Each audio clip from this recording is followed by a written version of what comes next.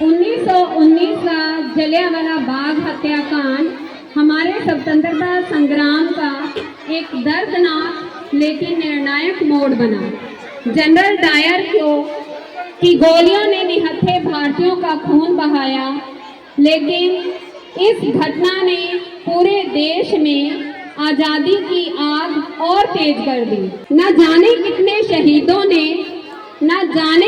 शहीदों ने अपनी कुर्बानी चढ़ाई थी, तब जाकर मेरे देश ने सच्ची आजादी पाई थी। अब आपके आ रहे हैं 6 to 10th क्लास के स्टूडेंट। उपहार में नहीं मिली है, इसके लिए एक लंबी यात्रा करनी पड़ी है, आजादी की यात्रा। इस यात्रा में हजारों लाखों लोगों ने अपनी जान की कुर्बानी दी। 1919 जलियांवाला बाग। आज हमारी बैसाखी का दिन है, लेकिन पूरा पंजाब बैसाखी नहीं मनाएगा। हम सब बैसाखी नहीं मनाएंगे।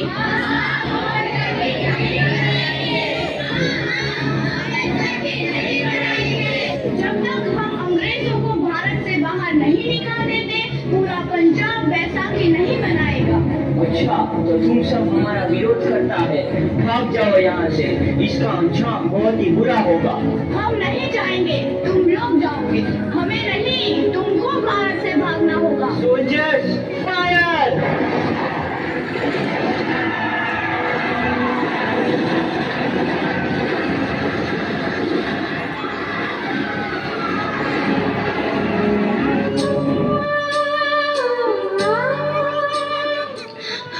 ये जमीन हमारी, ये धरती हमारी, ये खेत हमारे। अभी थोड़ी देर पहले हमारी ये फसलें लहरा रही थी, पर इन अंग्रेजों ने हमारी फसलें बर्बाद कर दी। इन अंग्रेजों ने एक ही झटके में इन सब फसलों को काट दिया। अंग्रेजों, तुम्हारे इस अत्याचार से हम डरेंगे नहीं। इस अत्याचार का बदला लेकर रहेंगे। हम आजादी लेकर रहेंगे। जलियांवाला बाग हर हिंदुस्तानी की आंख नम कर गया। इस कांड में कितने मासूमों की आहुति चढ़ गई। इतनी हैवानियत से इंसानियत कत्ल कर दी गई। जलियांवाला बाग के हत्याकांड ने आजादी की आग में घी देने का काम किया। मासूम औरतों, बच्चों की दर्द भरी चीखें और सिसकियां इनकलाब का गूंज बनकर उभरी।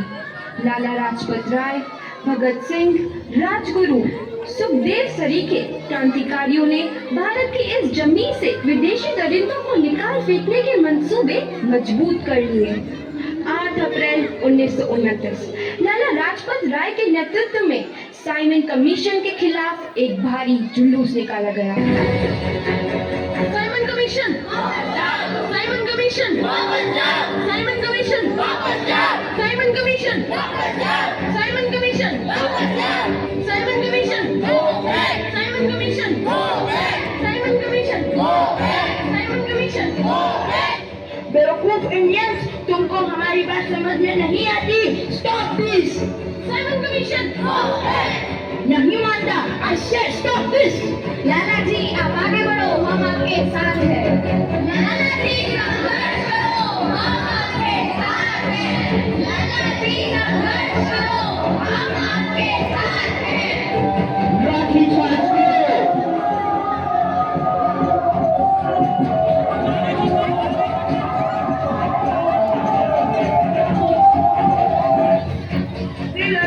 बहुत गहरी चोट लगी है, उनका सर फट गया है।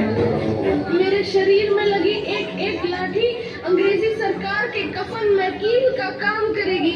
ये आजादी की लड़ाई रुकनी नहीं चाहिए। ये जिम्मेदारी मैं तुम सबको सौंप कर जा रहा हूँ। लाला लाजपत राय की दर्दनाक मौत के बाद भगत सिंह, सुखदेव, राजगुरु वतन के इन मतवालों के खून में ऐसा उबाल आया जिसका सामना करना अंग्रेजी सरकार के लिए मुश्किल हो गया। अंग्रेजों को करारा जवाब देने के लिए स्कॉट और सैंडर्स को मारने की रूपरेखा रची गई।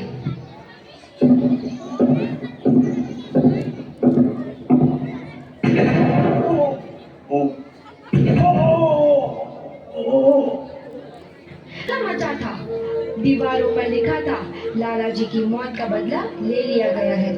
भगत सिंह समेत सभी वहां से फरार हो गए। 8 अप्रैल 1929 दिल्ली में ब्रिटिश सरकार की सेंट्रल लेजिस्लेटिव असेंबली की बैठक में 2 बम धमाके की आवाज सुनाई दी।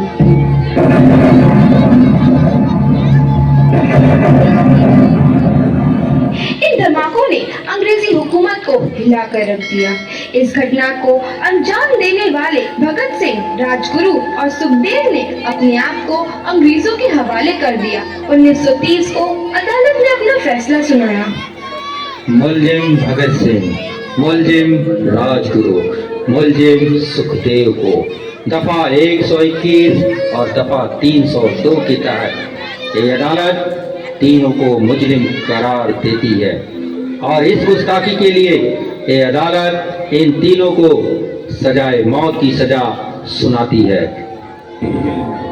सरफरोशी की तमन्ना अब हमारे दिल में है, देखना है जोर कितना बाजुए कातिल में है।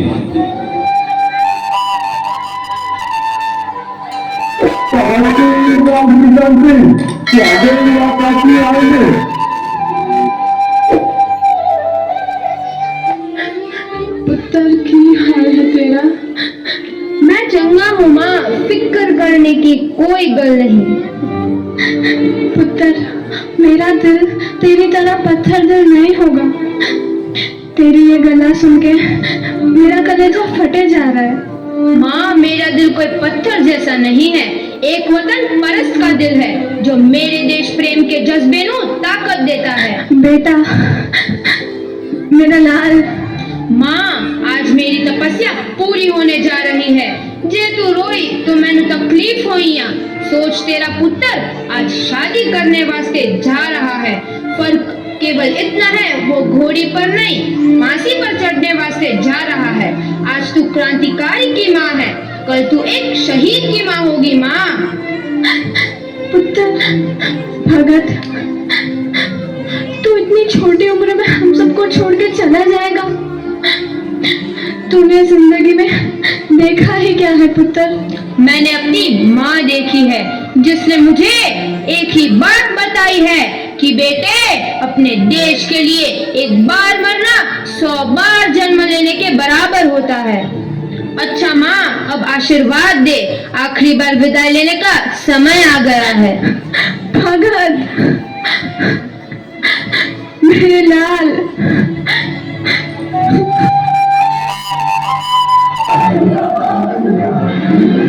भगत सिंह, तुम्हारी कोई आखिरी ख्वाहिश? हमारे हाथ खोल दिए जाए। हम तीनों दोस्त एक दूसरे से गले मिलना चाहते हैं। उनके हाथ खोल दिए जाए।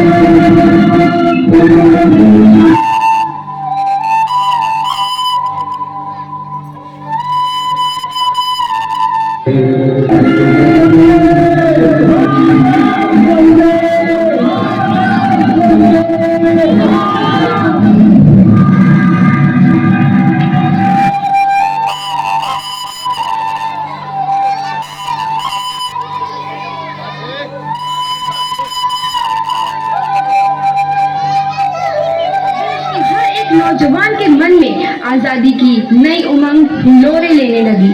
अंग्रेजों भारत छोड़ो का नारा जोर पकड़ रहा था। सबने एक आजाद भारत का सपना देखना आरंभ कर दिया था। हर कोई अपने अपने ढंग से इस महायज्ञ में अपनी आहुति दे रहा था। सुभाष चंद्र बोस, रानी लक्ष्मीबाई, तात्या टोपे और मंगल पांडे जैसे शहीदों की कुर्बानी रंग लाई। 15 अगस्त 1947 को भारत आजाद हुआ।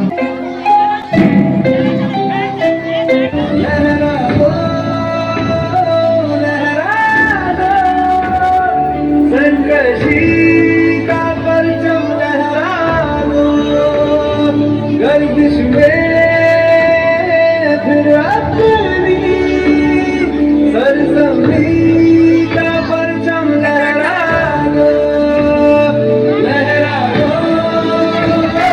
लहरा दो, संघर्षी का परचम।